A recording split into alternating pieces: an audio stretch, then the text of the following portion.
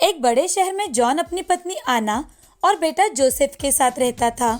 आना बहुत ही बड़े परिवार से थी और जॉन भी अच्छी कंपनी में काम करता था। उनको पैसों की कोई कमी नहीं थी। इसी कारण आना को पैसों पर बहुत ही ज्यादा घमंड था। वो हमेशा अपने से गरीब लोगों को कम समझती थी। वो हमेशा उनसे बुरा बर्ताव करती थी। उसे किसी गरीब की कोई कीमत नहीं थी। उनकी भावनाओं की कोई कदर नहीं थी। एक दिन जॉन आना से, आना, क्रिसमस आने वाला है। तुम इस साल क्रिसमस की अच्छे से तैयारियां करो। हम इस साल पिछले साल से बहुत अलग तरीके से क्रिसमस मनाएंगे। पूरे घर को जगमगाओ।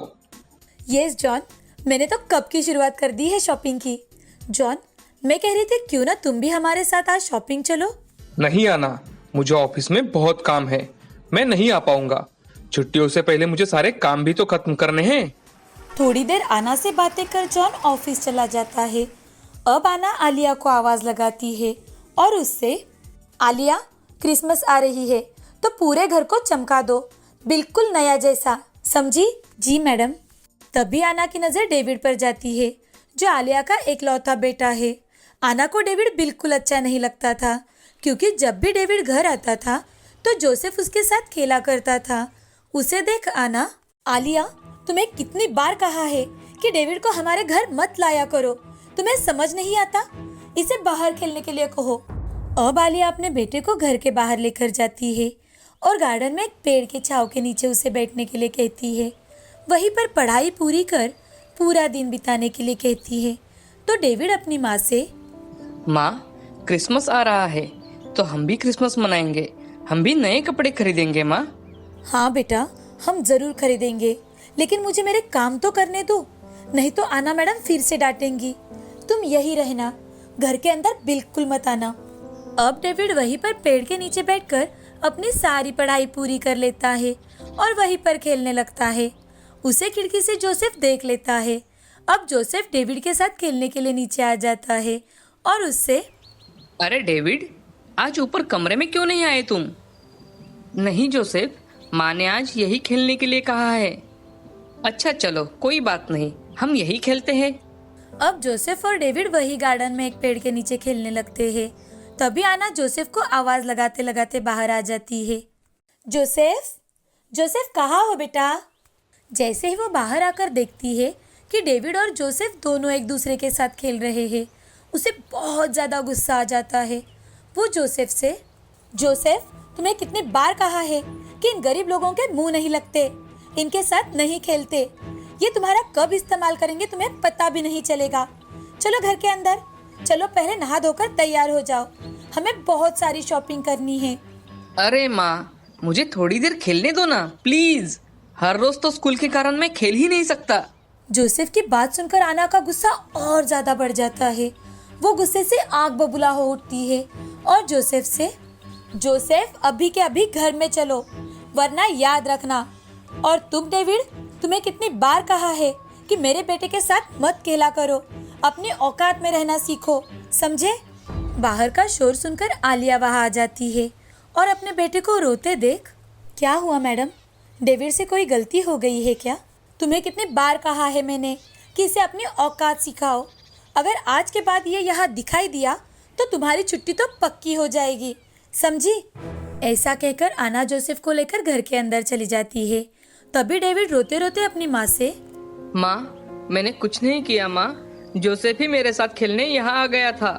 मुझे माफ कर दो माँ। आज फिर से मेरे कारण तुम्हें कुछ सुनना पड़ा।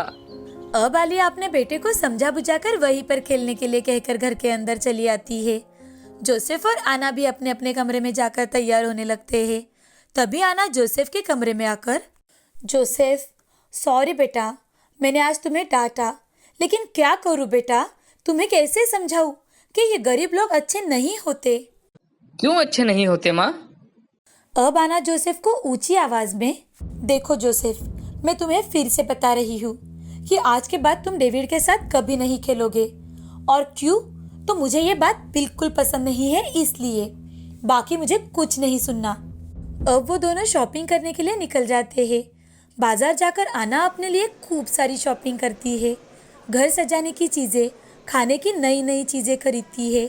अब वो जोसेफ से, जोसेफ, हम कब से शॉपिंग कर रहे हैं, लेकिन तुमने अपने लिए कुछ भी नहीं खरीदा। चलो, यहाँ पर अच्छे कपड़े दिख रहे हैं, हम यहीं पर तुम्हारे लिए कुछ फैंसी कपड़े देखते हैं। आना की बात सुनकर जोसेफ, माँ, क्या हम डेविड के लिए भी कोई ड्रेस खरीद ले ताकि उसका क्रिसमस भी अच्छा जाए, स्पेशल हो जाए? नहीं, बिल्कुल नहीं। मेरे पास इतने पैसे नहीं है कि मैं नौकरों के बच्चों के लिए भी कपड़े खरीदूं। ठीक है माँ। अब जोसेफ अपने लिए by one get one free वाली ड्रेस चुनता है और अपनी माँ से, माँ, मुझे ये ड्रेस बहुत अच्छी लगी है, आप मुझे यही खरीद कर दे दो। जोसेफ ने सिलेक्ट की ड्रेस देखा ना, बेटा उससे तो ये ड्रेस अच्छी है, ये by one get one free वाली ड्रेस क्यों ले रहे हो तुम? माँ, आपके पास ज्यादा पैसे नहीं है ना, तो मैंने सोचा क्यों ना मैं यही ड्रेस ले लूँ। जोसेफ, तुम्हें कैसे समझाऊं? पता नहीं इस डेविड ने तुम पर कौन सा जादू कर दिया है कि तुम सिर्फ उनके बारे में ही सोचते रहते हो। माँ, क्या आप जानती हो, आप जब भी किटी पार्टी के लिए जाती हो तब आंटी ही मेरा ख्याल रखती है। मैं कई बार बीमार पड़ता हूँ तो आपको पता भी नहीं होता, वही डॉक्टर अंकल को फ़ोन करके बुलाती है और मेरा ख्याल रखती है। डेविड हमेशा मेरी होमवर्क करने में मदद करता है, मुझे प्रोजेक्ट में भी वही मदद करता है। वो दोनों मुझे कितना प्यार करते हैं माँ, फिर भी आप उनसे हमेशा बुरा बर्ताव करती हो जो मुझे बिल्कुल पसंद नहीं आता। उन्हें कितना बुरा लगता होगा माँ जब आप उन्हें औकात में रहो कहती हो। जोसेफ की बातें सुनकर आना सुन रह जाती है। उसे अपनी गलती का एहसास हो जाता है। अब उसका पूरा घमंड उसके अपने बेटे ने शब्दों के बाणों से तोड़ दिया था। अब आना जोसेफ को गले लगा लेती है। डेविड और आलिया के लिए भी कुछ नए कपड़े खरीद लेती है। घर लौटते समय आना की नजर बाहर गार्डन में कुड़कुड़ते हुए डेविड पर जाती है और वो तुरंत ही अपने ड्राइवर को गाड़ी रोकने के लिए कहती है और डेविड को अपना दुपट्टा उड़ा देती है। घर में जाकर आना आलिया से, आलिया जरा पानी तो लेकर आना। आलिया आना को पानी लेकर आती है। पानी पीने के बाद आना आलिया से, आलिया लगता है डेविड को बाहर बहुत ठंड लग रही है, उसे तुमने अंदर क्यों नहीं लिया? नहीं तो घर क्यों नहीं भेज दिया? मैडम, वो आज सुबह जो हुआ और वो उसके पिताजी भी घर जल्दी नहीं आए। डेविड को क्रिसमस पर नए कपड़े चाहिए थे और आपको तो हम गरीब लोगों की औकात पता है। मैडम, हमें अगर एक नई ड्रेस लेनी हो तो और ज्यादा मेहनत करनी पड़ती है। आलिया की बातें सुनकर आना को और भी ज्यादा अपने आप पर शर्मिंदगी होने लगी, लेकिन अब वो अपनी गलती सुधारने की कोशिश करने लगती है। वो आलिया से, आलिया देखो, तुम चाहे कल छुट्टी ले लो, लेकिन क्रिसमस के दिन तुम्हें यहाँ आना ही होगा। बहुत सारे मेहमान आने वाले हैं, तो तुम्हें ही उनकी सारी तैयारी करनी है। और हाँ, अब तुम जल्दी घर चली जाओ। मैडम, वो कुछ पैसे पहले मिल जाते तो अच्छा होता।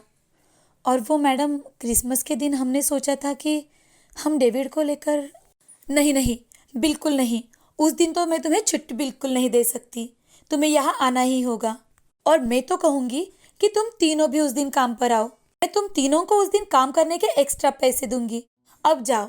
शाम के समय आलिया घर जाती है तो डेविड उससे, माँ, आज आपने मुझे कहा था ना कि आप मेरे लिए ड्रेस लेकर आओगी, दिखाओ ना माँ, कहाँ है मेरी ड्रेस? नहीं बेटा, मैं नहीं ला पाई। मैडम ने कहा है कि वो कल पैसे देंगी जब उनके घर की पार्टी खत्म होगी। कल तुम्हें भी वहाँ काम पर चलना होगा बेटा। माँ, लेकिन आप दोनों तो मुझे घूमने ले जाने वाले थे ना। हम फिर कभी जाएंगे बेटा। अब तीनों खाना खाकर सो जाते हैं। क्रिसमस के दिन सुबह जल्दी उठकर डेविड अपनी फैमिली के साथ चर्च जाकर प्रार्थना करता है और वहीं से तीनों आना के घर जाते हैं। जहाँ जाकर देखते हैं तो वो तीनों चौंक जाते हैं, क्योंकि वहाँ पर जाते ही आना सबको नए कपड़े देती है और जॉन एक सांता क्लॉज बनकर सबको अच्छे अच्छे अलग अलग गिफ्ट देता है। आना आलिया और डेविड से, आलिया, आज मेरे बेटे के कारण ही मुझे समझ में आ चुका है कि दूसरों की खुशी में ही हमारी खुशी छुपी होती है। मैंने आज तक तुमसे जितनी भी बुरी बातें की है वो भूल जाओ और आज के बाद तुम डेविड को हर रोज अपने साथ लेकर आना। वो और जोसेफ दोनों साथ में खेल सकते हैं। अब वो सभी मिलजुल कर क्रिसमस मनाते हैं और खुशी खुशी रहने लगते हैं। इस कहानी से हमें ये सीख मिलती है, चाहे गरीब हो या अमीर, उत्सव तो सभी का होता है। कोई भी उत्सव अगर साथ मिलकर मनाया जाए तो उसकी रौनक कुछ और ही होती है। श्रीरंगपुर नाम के गांव में समीर नाम का एक लड़का अपने माँ पिताजी के साथ रहता था, जिसने अपनी स्कूल की शिक्षा पूरी कर अपनी आगे की पढ़ाई के लिए वो शहर चला गया। अब उसने अपनी इंजीनियरिंग कंप्लीट की। वो बहुत ही ज्यादा मेहनती और होशियार था, तो उसे कॉलेज कैंपस से ही अच्छी जॉब मिली थी। वो बड़ा मन लगाकर नौकरी कर रहा था। नौकरी लगते ही कुछ ही दिनों में उसकी शादी हो जाती है।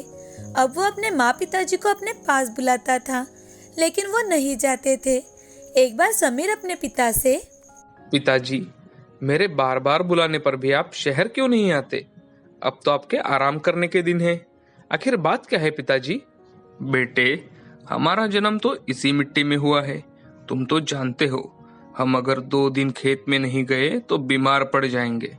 और तो और वो शहर का वातावरण हमें बिल्कुल भी नहीं भाता। तुझे याद है ना बेटा, तुम्हारी शादी के वक्त जब हम 1 महीना वहां रुके थे तो कितने बीमार पड़ गए थे। अब तुम लोग ही यहाँ आकर रहो बेटा। पिताजी, आपको पता है, अब मेरी परदेश में नौकरी लगी है और मैं कुछ ही दिनों में वहां चला जाऊंगा। तो मैं आप लोगों के साथ कुछ दिन रहना चाहता था, लेकिन कोई बात नहीं, मैं जाने से पहले आप दोनों से मिलकर जाऊंगा। परदेश में? अरे वाह वाह वाह, हमारा नाम तुमने रोशन कर दिया है बेटा, रोशन। तुम ऐसे ही तरक्की करते रहो। समीर और उसके पिताजी मोहन की बात हो जाने के बाद मोहन समीर की माँ सुमन को सारी बात बता देते हैं। तो वो भी ये बात सुनकर बहुत खुश हो जाती है। वो भगवान के सामने प्रसाद चढ़ाते हुए, भगवान जी, हमारे बेटे का हमेशा से ऐसे ही साथ देना। अब जाने से पहले समीर और उसकी पत्नी गांव आते हैं। वो दोनों कुछ दिन अपने माँ पिताजी के साथ रहकर परदेश चले जाते हैं। सभी लोग समीर को बड़ा मानते थे। मीरा की भी वही जॉब लग जाती है। अब कुछ साल ऐसे ही बीत जाते हैं। मीरा वहीं पर अपने बच्चे को जन्म देती है। समीर अपने माँ पिताजी से हर रोज बात करता था। वो पहले उनसे बात करता था और फिर अपने काम करने लगता था। अब उन्हें परदेश जाए हुए बहुत साल बीत चुके थे। समीर और मीरा दोनों भी अपने देश लौट आना चाहते थे। एक दिन समीर मीरा से, मीरा, अब मुझे लगता है कि हमें हमारे गांव लौट जाना चाहिए। हम अपनी सारी जिंदगी दूसरे लोगों के साथ बिता रहे हैं। अब मुझे लगता है हमें हमारे अपनों के साथ रहना चाहिए। समीर की बात सुनकर मीरा बहुत ही ज्यादा खुश हो जाती है। वो समीर से, आपने तो मेरे मन की बात सुन ली हो जैसे। सुमित 6 साल का हो चुका है, फिर भी माँ बाबा ने उसे देखा नहीं और ना ही उसे उठाकर लाड़ प्यार किया है। हम उन सबको सरप्राइज देंगे। अब समीर और मीरा अपनी जॉब छोड़कर अपने छोटे से गांव में ही अपनी जिंदगी गुजारने का सोच लेते हैं। एक दिन अचानक से समीर, मीरा और उनका बेटा सुमेद अपने गांव पहुंच जाते हैं। उन्हें अपने सामने खड़ा देख समीर के माँ पिताजी बहुत ज्यादा खुश हो जाते हैं और साथ ही चौंक भी जाते हैं। अब सुमन अपने बेटे के लिए उसकी पसंद की चीजें बनाकर उसे खिलाती थी, अपने पोते के साथ खेलती थी। अब सब कुछ ठीक चल रहा था। एक दिन समीर खेत में बड़े अच्छे से मन लगाकर काम कर रहा था। उसे काम करते देख उसके पिताजी उससे, अरे वाह बिटुआ, क्या तुमने परदेश में इसकी भी ट्रेनिंग ली थी? अरे नहीं पिताजी, लेकिन खेती की पढ़ाई जरूर की है। क्या सच में? हाँ पिताजी, अब मैं यहाँ पर ही रहने वाला हूँ और यहाँ पर रहकर खेती करना चाहता हूँ। समीर की यह बात सुनकर पिताजी अचरज में पड़ जाते हैं। उन्हें कुछ भी समझ में नहीं आ रहा था। वो समीर से, अरे समीर बेटे, तुम ये क्या बोल रहे हो? क्या इसी के लिए मैंने तुम्हें इतना पढ़ा लिखा कर बड़ा किया? लोग मुझे क्या कहेंगे बेटा? लोगों का क्या है पिताजी, लोग तो बोलते ही रहते हैं, लेकिन अब हम दोनों आपको छोड़कर कहीं नहीं जाएंगे। मैंने हमारी खेती की मिट्टी परीक्षण के लिए भिजवा दी है, जिससे मुझे ये पता चलेगा कि मैं जो करना चाहता हूँ वो इस मिट्टी में होगा या नहीं। समीर के पिताजी उसकी बात सुनकर सुन रह जाते हैं और समीर अपने काम में व्यस्त हो जाता है। उन दोनों की बातें उनके खेत में काम करने वाले रामू ने सुन ली थी, तो यह खबर गांव में बड़ी ही तेजी से फैल गई। अब गांव के सरपंच जी समीर से मिलने आते हैं और वो समीर से, अरे समीर बिटुआ, हमने सुना है कि तुम अब यही रहकर खेती करने वाले हो। जी, आपने बिल्कुल सही सुना है सरपंच जी। अरे मोहन, तुम्हारा बिटुआ क्या सठिया गया है? यहाँ क्या करेगा वो रहकर? अरे सरपंच जी, अब पता नहीं है क्या करना चाहता है यहाँ, लेकिन अब उसने ठान ही लिया है तो करने दो उसे। सरपंच जी मोहन की बातें सुनकर वहां से चले जाते हैं। अब समीर और उसकी पत्नी वहां बाम्बू की खेती करते हैं। उन्हें देख गांव के लोग उन पर हंसने लगे थे। धीरे धीरे उनका व्यापार बढ़ने लगा था। ये देख समीर के माता पिता बहुत ही ज्यादा खुश थे। समीर ने बाम्बू से बनने वाली चीजें किस तरह बनाई जाती है ये सिखाने का वर्कशॉप रखा ताकि गांव वालों को उसका फायदा हो, और वैसे ही हुआ। इतना ही नहीं, गांव के पढ़े लिखे लड़के भी अब गांव में ही रहकर समीर से प्रेरित होकर खेती करने लगे, और इस कारण गांव वाले भी समीर पर बड़े खुश थे। समीर ने अपने इंजीनियरिंग के सहारे खेत में चलने वाले औजारों को मॉडिफाई किया था। साथ ही उसने गांव के लिए सरकार से भूमि परीक्षण केंद्र बनवाने की मान्यता प्राप्त करवा ली थी ताकि गांव के सभी लोगों को उसका फायदा हो सके। अब आसपास के गांव के लोग भी समीर से उसकी राय मांगने के लिए आने लगे थे। साथ ही उसकी जैसी मॉडर्न खेती करने लगे। उनका छोटा सा श्रीरंगपुर अब समीर के कारण गांव-गांव तक चर्चे में आ चुका था। उनके गांव में सभी और खुशियां ही खुशियां थी। भीमपुर नाम के गांव में सोहम अपने परिवार के साथ रहता था। सोहम 8 साल का था जब सोहम के माता पिता एक रोड एक्सीडेंट में गुजर चुके थे। सोहम का उसके चाचा और चाची के अलावा इस दुनिया में कोई नहीं था, तो वो अपने चाचा रमेश और चाची उमा के साथ रहने लगा। उसकी चाची बड़ी ही घमंडी थी, तो वो सोहम को हमेशा सताती रहती। साथ ही घर के सारे काम उससे करवाती। बर्तन मांजने से लेकर खाना पकाने तक के सारे काम सोहम ही किया करता था। सोहम के चाचा की एक जलेबी और पकौड़ी की दुकान थी। वो भीमपुर की सबसे बड़ी दुकान थी। अब सोहम 7वीं कक्षा में था। जैसे जैसे वो बड़ा हो रहा था तो उसकी भूख भी बढ़ रही थी, लेकिन उसकी चाची उसे पेट भर खाना भी नहीं देती थी। एक दिन जब सोहम खाना खाने बैठता है तो चाची उससे, वाह वाह वाह वाह वाह, क्या खाना खाया जा रहा है भाई साहब, पंच पकवान, अरे जरा कम खाया करो, कम, काम के न काज के, दुश्मन अनाज के। चाची की बात सुनकर सोहम को बहुत बुरा लगता है। वो चाची से, चाची, जो घर में बना था वही खा रहा हूँ। आज मुझे बहुत भूख लगी थी। लगी थी ना, अब तो नहीं लगी है ना, खाना तो खा लिया ना, तो अब बस करो। मेरा बेटा तो देखो कितना दुबला पतला हो चुका है, जरा उसके लिए ऑरेंज जूस तो लेकर आना, और जूस देकर यहाँ से निकल जाओ मेरी नजरों के सामने से। इतना बड़ा हो गया है लेकिन फिर भी अकल नहीं आई इसे। चाची और सोहम की बात रमेश ने सुन ली थी। उन्हें भी ये बात बिल्कुल भी अच्छी नहीं लगी। उन्हें भी ये बात सुनकर बहुत बुरा लगता है। वो उमा के सामने कुछ भी नहीं बोल पाते थे। वो चुपचाप वहाँ से बाहर चले जाते हैं। सोहम भी रोने लगता है। रोते रोते मन ही मन अपने माँ पिताजी को याद करने लगता है। वो अपनी थाली उठाकर साफ करके अच्छे से एक जगह रख देता है। अब वो घर के बाहर आता है, तभी उसके चाचा जी उसका बाहर इंतजार कर रहे थे। वो सोहम से, सोहम, यहाँ आओ बेटा। तुम्हारी चाची जिस तरह से तुमसे बात करती है वो मुझे बिल्कुल अच्छा नहीं लगता। आज से तुम स्कूल की छुट्टी होने के बाद सीधा दुकान पर आया करो, वहाँ का काम सीख लिया करो ताकि तुम अपनी जिंदगी में कुछ अच्छा बन सको। चाचा जी, लेकिन मेरी ऐसी क्या गलती थी कि मेरे माँ पिताजी मुझे अकेला इस दुनिया में छोड़ गए? सोहम की ये बात सुनकर रमेश को बहुत बुरा लगता है। वो उसे गले लगा लेता है और सोहम से, नहीं बेटे, ऐसे नहीं कहते, मैं हूँ ना, अब चलो तुम मेरे साथ। तुम्हें भूख लगी है ना, मैं तुम्हें अभी जलेबी खिलवाता हूँ। दोनों मिलकर रमेश की दुकान पर जाते हैं।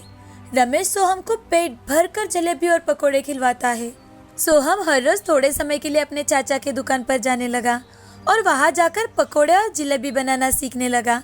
छुट्टी के दिन तो वो पूरा दिन दुकान पर जाने लगा, और ये बात चाचा जी ने उमा को बड़े अच्छे से समझा दिया था कि कैसे वो सोहम से दुकान का सारा काम करवा रहे हैं, और दूसरी ओर बेचारी सोहम की मदद करने लगे। लेकिन घर आने पर चाची उसे बहुत डांटा करती थी। साथ ही रात के बचे सारे काम भी उससे करवाती थी। अब 2-3 साल ऐसे ही बीत जाते हैं। सोहम की स्कूल भी छूट चुकी थी। अब एक दिन सोहम अपने चाचा जी से, चाचा जी, मैं चाहता हूँ कि अब मैं शहर जाऊँ। अब मुझे चाची की बातें सही नहीं जाती। शहर जाकर वहीं पर आपकी सिखाई हुई जलेबी और पकौड़ों का बिजनेस करूँगा, लेकिन आप चाची को ये बात मत बताना, नहीं तो वो। बेटा, ये तो बहुत अच्छी बात है कि तुम अपना काम शुरू करना चाहते हो, लेकिन अभी तुम्हारी उम्र ही क्या है बेटा। चाचा जी, आप मेरी बिल्कुल चिंता मत कीजिए, मैं हमेशा आपको फोन करते रहूंगा। सोहम की बात सुनकर चाचा जी को बुरा तो लगता है, लेकिन साथ ही वो खुश भी हो जाते हैं। वो उसे कुछ पैसे देते हैं। अब सोहम अपने चाचा जी का आशीष लेकर वहाँ से शहर जाने के लिए निकल पड़ता है। दूसरी ओर घर जाकर चाचा जी चाची को ये बात बताते हैं कि सोहम घर छोड़कर चला गया है। ये बात सुनते ही चाची, चलो अच्छा हुआ, खुद ही चला गया, बला टल गई समझो। सोहम शहर में जाता तो है, लेकिन अब कैसे करना है, क्या करना है, उसे कुछ भी समझ में नहीं आ रहा था। वो वहाँ पर कुछ काम ढूंढता है तो उसे एक होटल में वेटर का काम मिल जाता है। इस काम के साथ साथ वो अब अपनी खुद की पकोड़े की गाड़ी शुरू करने की ठान लेता है। 1 साल बाद ही वो अपना खुद का ठेला खरीदता है और उस पर मूंग पकोड़ा, आलू पकोड़ा, पालक पकोड़ा और साथ ही जलेबी रखना शुरू कर देता है। 1-2 सालों से ज्यादा मुनाफा नहीं होता, लेकिन धीरे धीरे करके उसका बिजनेस अच्छा चलने लगा। लोगों को उसके हाथ के बने पकोड़े बहुत पसंद आते थे। उसने अलग अलग प्रकार के पकोड़े बनाने के कारण उसकी रेहड़ी पर लोगों की हमेशा भीड़ लगी रहती। तो अब उसने कुछ कुर्सियां खरीद ली ताकि लोगों को बैठने में कोई तकलीफ ना हो। वो लोगों से बड़े प्यार से बात किया करता था, इसीलिए लोग भी उसकी रेहड़ी पर बार बार पकोड़े खरीदने के लिए आते थे। अब लोग सोहम को स्वाद के साथ साथ प्यार से बात करने वाला पकोड़े वाला के नाम से जानने लगे थे। वो हमेशा ही अपने चाचा जी से बातें करता था, उन्हें सारी बातें बताता था। अब उसने एक छोटा सा घर खरीद लिया था। कुछ ही दिनों बाद उसे मीना नाम की लड़की से प्यार हो जाता है। मीना एक गरीब घर की लड़की थी। वो बहुत ही सीधी सादी लड़की थी। वो वहीं पर एक रेहड़ी पर काम किया करती थी। तो अब वो मीना के माता पिताजी से बात करता है और उससे शादी भी कर लेता है। शादी के बाद मीना भी उसे उसके काम में मदद करती है। वो धीरे धीरे कर बहुत बड़ा आदमी बन जाता है, उस शहर का एक प्रतिष्ठित व्यक्ति बन जाता है। इस कहानी से हमें ये सीख मिलती है कि चाहे जो भी परिस्थिति आए, हमें हारना नहीं है। कहीं ना कहीं से रास्ता निकल ही जाता है। काम कोई भी हो, अगर मन लगा कर करो तो हमें उसमें सफलता जरूर ही मिलती है।